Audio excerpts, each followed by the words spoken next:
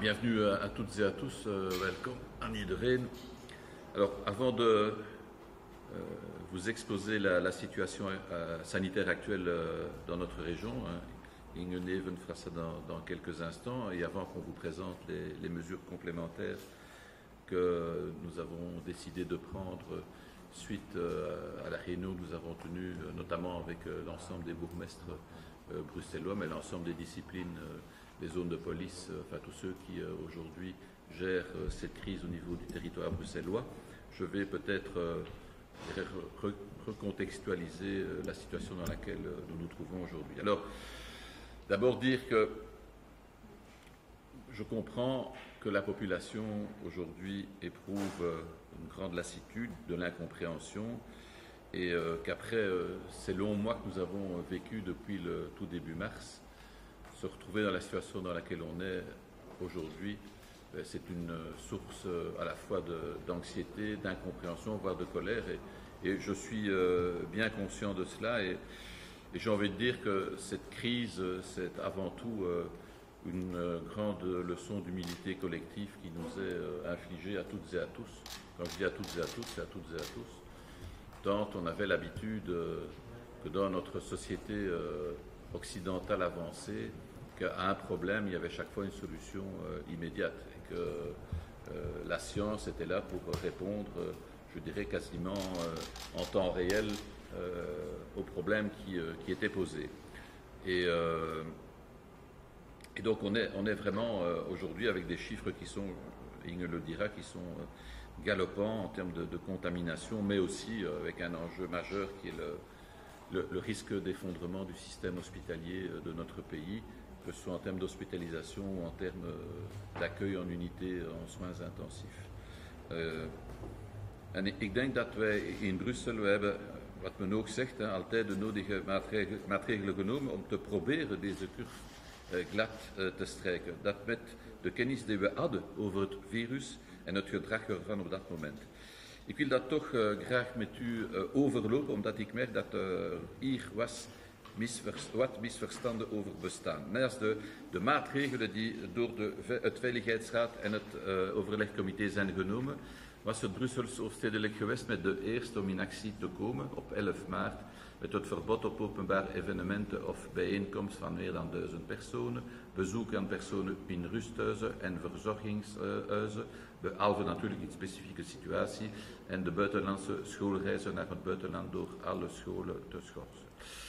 Op 7 en 22 april zijn we nog een stap verder gegaan. We hebben namelijk beslist om naar een volledig verbod over te gaan voor het bezoeken van rust- en verzorgingshuizen. Op 12 augustus kwam de verplichting om een masker te dragen op het hele grondgebied van Brussel. Le 28 septembre, nous avons décidé de la fermeture des bars et cafés de 23 à 6 heures du matin. À ce moment-là, vous en souvenez, les restaurants n'étaient pas concernés. Et donc c'est une décision que nous avons mise en œuvre au niveau du territoire bruxellois, ainsi que la fermeture des librairies qui comportent une salle de jeu et tout autre commerce vendant des boissons ou des aliments, même de façon accessoire, et ce à 22 heures, ainsi que l'interdiction de consommation alimentaire sur les marchés. Le 8 octobre, on a eu la fermeture des bars et cafés. Et donc, comme je le rappelle, la mesure du 11 mars avait été prise avant la phase fédérale, et puis nous avons encore pris des mesures, je dirais, en dehors des mesures complémentaires, en dehors de la phase fédérale. Et c'est vrai, aujourd'hui, on doit constater que alors, ces mesures, soit n'ont pas toujours eu l'adhésion sociale qu'elles méritaient, ou il y a eu de l'incompréhension entre les uns et les autres, et c'est vrai que entre le Conseil national de sécurité du 23 septembre, que je pense, et ce qu'on a dû prendre nous comme mesure 3 jours après, je peux comprendre que la population soit posée des questions, puisque on a allégé une série de mesures le 23 septembre, et nous, quelques jours après, on fermait les bars. Donc, mais bon.